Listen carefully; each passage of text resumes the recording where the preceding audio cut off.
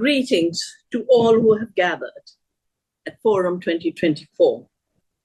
And I'm so happy to be joining Bob Thurman for this dialogue on ancient wisdom, indigenous knowledge, the sacred, the ecological challenge, and how we can regenerate the earth by regenerating our spiritual relationship with a living earth, a sacred earth.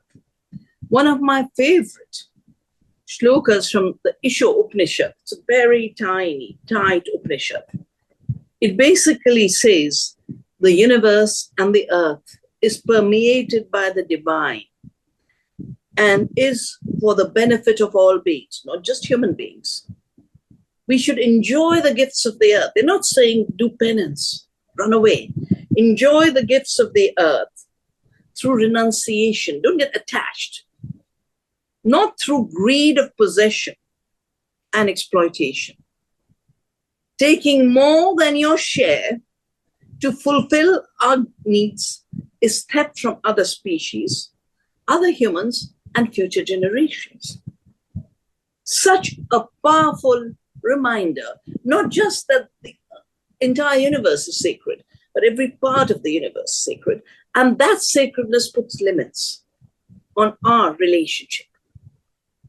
We can enjoy the gifts, but within those limits.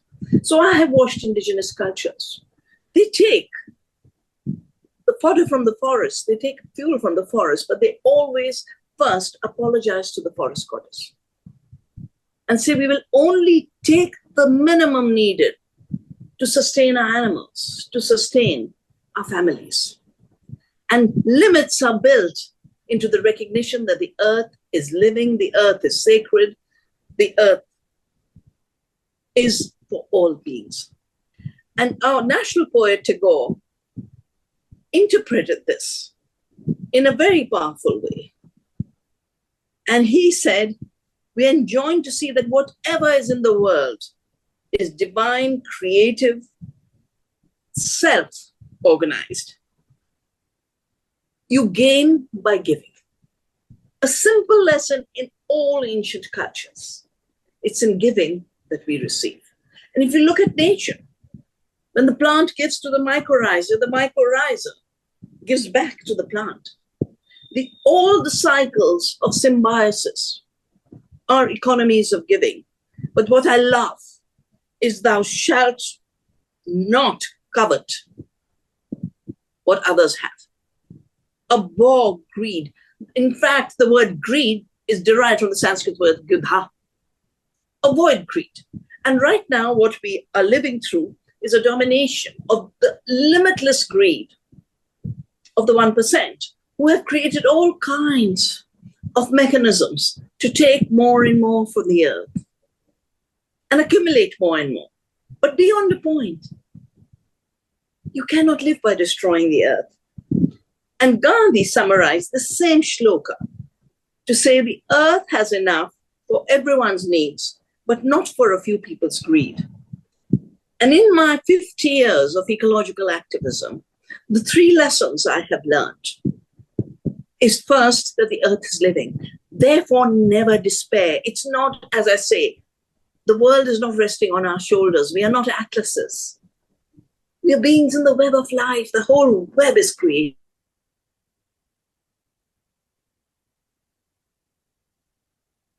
Of the whole planet, your little role. The second thing I've learned is because everything is moving, everything is shared, all the earth's gifts are commons.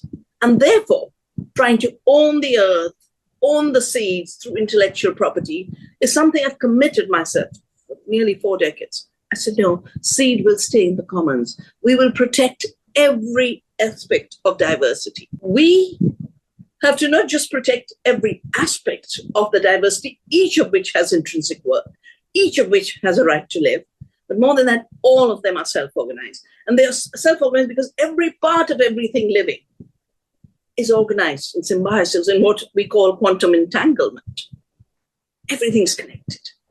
There's instant movement of signals in plants to fend off pests, to grow, for the soil organisms to just flourish when you give back a little bit of what the earth has given you, back to the earth in gratitude. That's what organic farming is.